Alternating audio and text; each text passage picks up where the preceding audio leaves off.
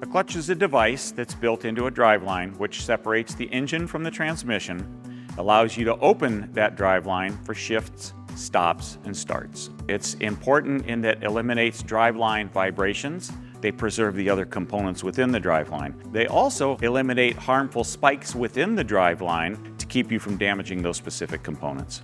There are a lot of different clutch applications for a lot of different reasons. Some of those reasons, of course, are the cost, the longevity that is proposed, the engine size, and power. And part of that is the dampening of vibrations has to be tuned to the number of cylinders and the power output and the torque load that's carried through the driveline.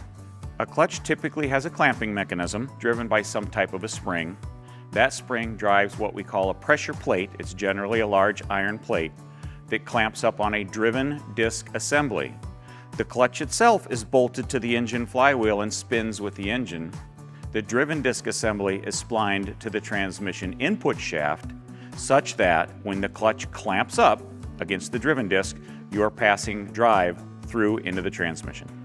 In North America, very few trucks are being built with manual transmissions anymore. They're almost all being built with several different automated systems. Every single automated system has to have some kind of an actuation system because the computer is commanding the clutch to open and close when the computer wants a change in gears. In general today, with all types of machines, we're looking for more consistent operation, more efficient operation. What automation does is it allows a computer to control your driveline.